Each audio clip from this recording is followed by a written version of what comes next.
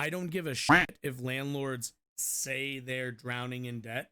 Landlords will say whatever it is they need to say so that they can make their return on the investment property. During the pandemic, some states passed eviction bans. I don't believe we passed any in Colorado. But some cities, some states, some localities passed eviction bans during the pandemic. And because of that, it seems like landlords have been, as they want to do, complaining quite a bit. So I want to take a look at this article from the AP, just because it's, I want to get some background on this. So let's do that, shall we? Tenants say a 3-year ban on evictions kept them housed. Landlords say they're drowning in debt. So I shouldn't have to really explain, or I think my bias is pretty obvious here. If you want me to believe that a landlord is drowning in debt, you've got to like actually prove that. I don't give a shit if landlords say they're drowning in debt. Landlords will say whatever it is they need to say so that they can make their return on the investment property that they've bought. There is no, there's the only reason you own an apartment building, you own a house that you rent, is for the return on your investment. That's it. So anybody who says, any landlord who comes out and is like, oh my God, I'm, taking on so much debt because of that. No, I'm sorry. I just don't believe you. Unless you can show me some real numbers, I have no interest in that. In terms of tenants, I think that's pretty evident. A eviction ban is going to keep you housed. I don't really think that's, there really is no other motivating factor. What's the motivating factor is I would like to not be homeless. This ban helped me not be that. So keep that in mind. All right, San Francisco. Retiree Pamela Hale has paid property taxes, insurance, and other bills on a house she lets out in Oakland. But for more than 3 years, her tenants have paid no rent thanks to one of the longest lasting eviction bans in the country. Oh, God, also it's in San Francisco. Lovely. The eviction moratorium in the San Francisco Bay Area city expires next month, and Haley can't wait. The 69-year-old estimates she is owed more than $60,000 in back rent. How? Wait. 3 years. Wait. Hold on. I don't need that. I don't know why I pulled that up. Fuck, I don't have it like on the front here. Okay. What the fuck? So, what is that? What am I looking for? 12, 24, 36. How much is that? Jesus, 16. What is that about? Yeah, she's probably charging 17 for rent, most likely. God, that's kind of a lot. Let's see. Back rent, money she doubts she will ever see. Moreover, the tenants have trashed her house, and it will cost tens of thousands of dollars to make it habitable, she says. It's unbelievable. And it's like, how can they have the nerve to just let something like this happen? If this happened to them, how would they feel? Well, they don't have extra money to just buy an extra house and make money off of it. So dealing with this whole thing gets me so upset. Also, keep in mind, this person's wants $60,000 so that then they can sell the house once their tenants are done paying their mortgage. Then they can sell the house for 100% profit. Keep that in mind. Let's see. I'm owed $50K for services without pay, 3 years. Government enables abuse. Yes. Yes. Pamela Hale middle. Yeah. What did it say? Wait a minute. Retiree. Eviction moratoriums were put in place across the United States at the start of the pandemic in 2020 to prevent displacement and curb the spread of coronavirus. Also, keep in mind, if this didn't go through, there's almost no chance that those people would still be in those houses, meaning you would just have a bunch of more homeless people. And then people like this would complain because their property value goes down because the homeless population goes up. That is kind of how that works.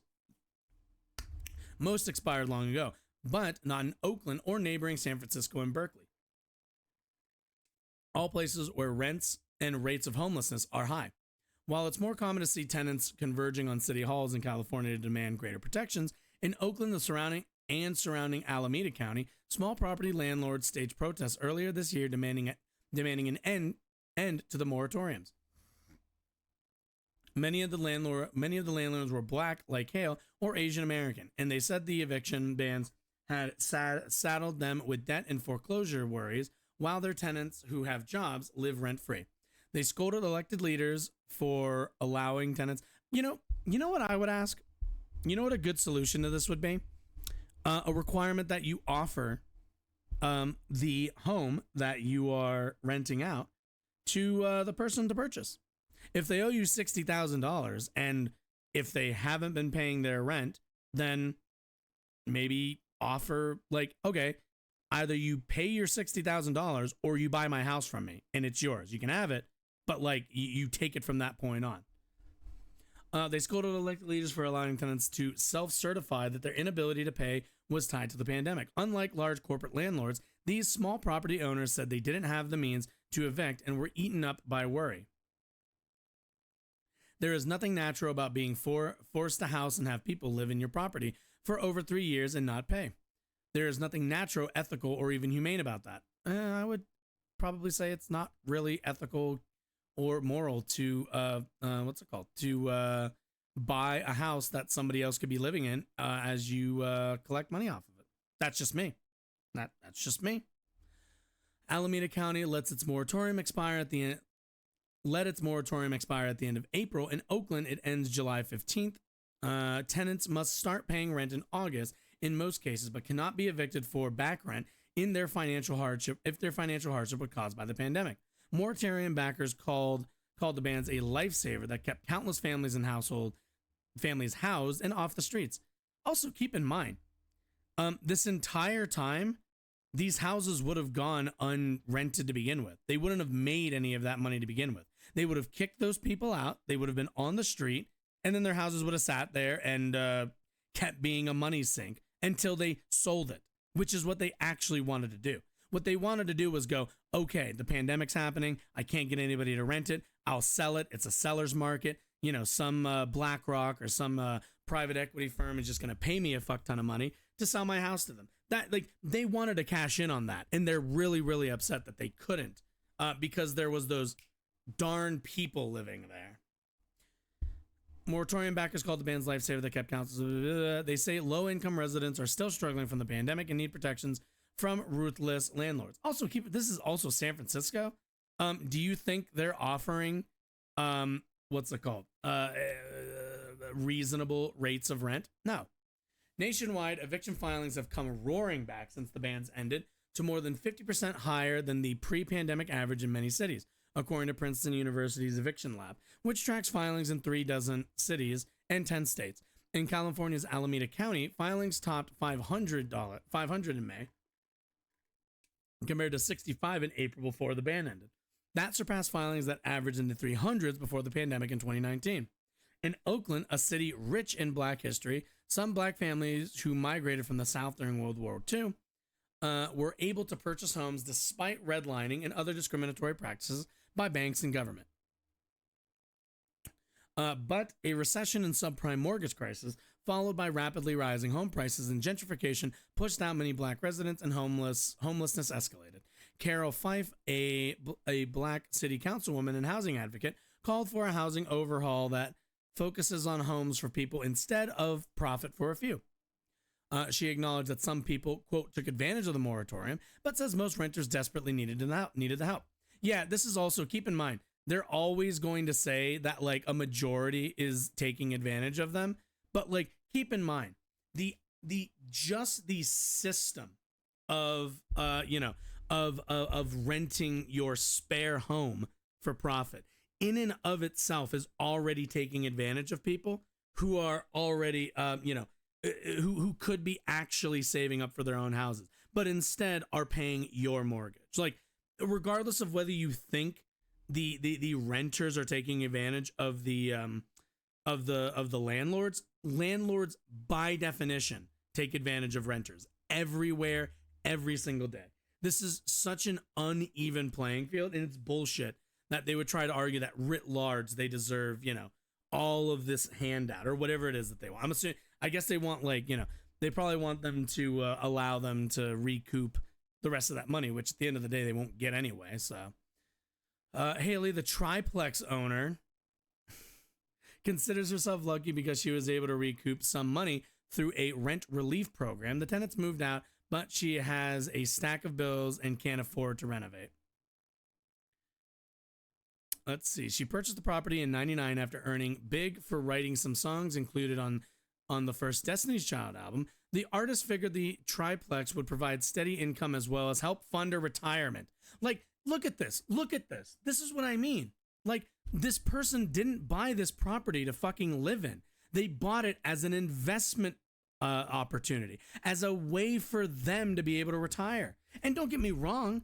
Do I find like unfortunately, is that how the system works? Is this the American dream? Yeah.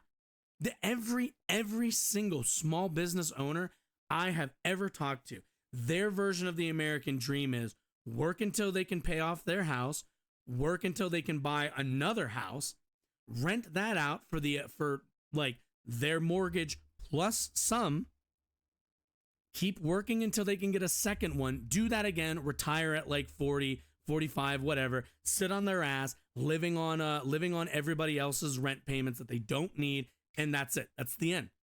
And then, they sell the houses, that's their retirement. Boom. Couple $100,000, maybe even $1 million, depending on the housing market. That's the American dream. It's constantly constantly buying properties and then selling them for profit later, leaving people who are renting with no ability to actually buy, with dumping money into their mortgage so that they can afford another house or they can afford another couple of decades on their retirement. Meanwhile, the other, the person renting, the normal person who's working every single day, not making enough on their normal bills because we have a really terrible relationship in terms of the cost of housing and the minimum wage and just generally average wages people make. But, at the end of the day, there's only, in this system, there's only a few people who can make it to that American dream, that small percentage of people who can actually live that, live off of other people's rent payments to them. Everybody else just has to, figure it the fuck out. So, we have such a fuck system, and I don't fault people for for playing in that system, but I do fault them a lot for the I guess the what's the word I'm looking for? The entitled nature of landlords. Absolutely the entitled fucking nature of these people.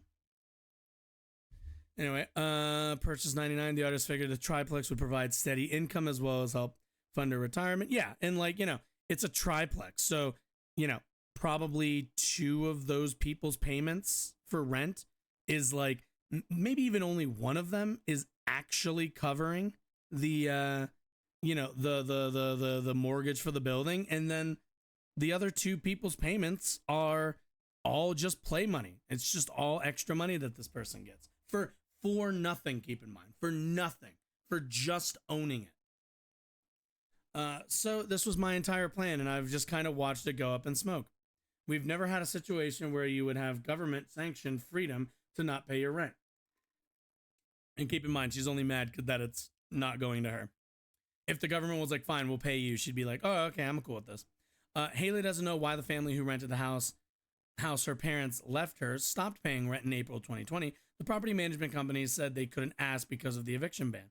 Reached by the Associated Press, the tenant, Martha Pinzon, said at the advice of a community nonprofit she stopped paying after she lost her hotel housekeeper job during the pandemic, triggered shutdown in March 2020. Even now, she can't afford the $1,875 monthly rent on her pay as a custodian at a homeless shelter. You are going to put out on the streets a custodian at a homeless shelter, somebody who's cleaning, Christ above. And even if she doesn't go on the streets, she has to pay $1,875? That's insane. Like, you want your tenants to pay? Drop your rent prices then. How about this? Drop your rent prices, get a fucking job. That's and that's the thing. That's the thing, right? That's what they don't want to do. They're like, I don't want to drop my rent and then make it up by working. I don't want to work. And it's like, these people work. What the fuck are you talking about? The worst thing a landlord can be is a normal person who has to go to work and pay their bills. Pinzone's 19-year-old daughter, Bridget Cortez, said the moratorium gave her mother peace of mind during the pandemic. She said the property management company has for years ignored their requests for repairs. We've had a lot of troubles in this house since we've moved in, she said, adding that they are looking for a new place to live. Haley says the tenants never asked for repairs. Yeah, I'm sure she said they never did. John Williams, 62, hopes that 3 years... What is this? John Williams, middle, reacts to speakers at a rally calling for an end to the eviction moratorium. Makes sense. John Williams, 62, hopes that 3 years of worry and stress are coming to an end. Williams, who was part of a lawsuit against Oakland and Alameda County over the bans, said his tenant stopped paying the $1,500 monthly rent when the pandemic started. She offered no explanation while operating a storage business out of the apartment and would not cooperate so he could get money from the city's rent relief program, he said. As a black man, Williams had experienced rental discrimination, and he thought his Victorian duplex in West Oakland would be a way for him to retire and house others. He started renting to the mom with 2 kids in 2013. In late 2020, he tried to sell the house, but she refused to move, and the sale fell through. Okay, yeah, and I've had to move because of that. Like when I was living with my mom growing up, we had to move out of one of our houses because it just got sold out from under us. Like the landlord was like, "Oh yeah, you guys have to be out in like X amount of time because I just sold this. So all of the rent that you've been paying me, yeah, that's really nice. Now I'm gonna cash in all of this, and you have to find somewhere to live." Like these people are fucking parasites. Like no, like fuck that. And also, I love a lot of this. Like the AP, whoever wrote this, wanted to really emphasize that this is like black people. So somehow like, oh well, they're not the same kind of landlords. No, god damn it. This is class right here. This has nothing to do with race. This has everything to do with class. Late 2020, he tried to sell the house, but she refused to move, and the sale fell through. In late 2021, Williams was so stressed he was hospitalized, placed on disability, and could not work. He was forced to move into the unit above his tenant. It no longer felt like his house. The tenant did not return messages from the AP left at a phone number or for a business she operates. Williams supports the purposes of the eviction ban, but wishes the city had considered landlords like him. He was about to lose his home on May 1st, but was saved by a state mortgage relief program that started accepting applications this year from landlords who reside in their duplexes and triplexes. He plans to leave the city. I don't want to be a home provider in Oakland, he said. This has been really hard. This has been a really hard time. Well, maybe we just shouldn't have landlords. That's just me. The solution to this for me is let's just not have landlords. That seems good to me. How about we just stop the privatization of like housing? I feel like that's a much quicker, much easier way to go about this. But oh god, it's just fucking infuriating.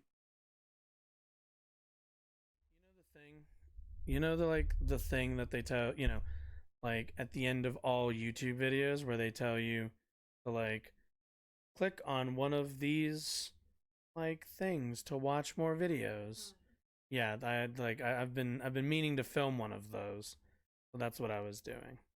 I was just setting it up to film one.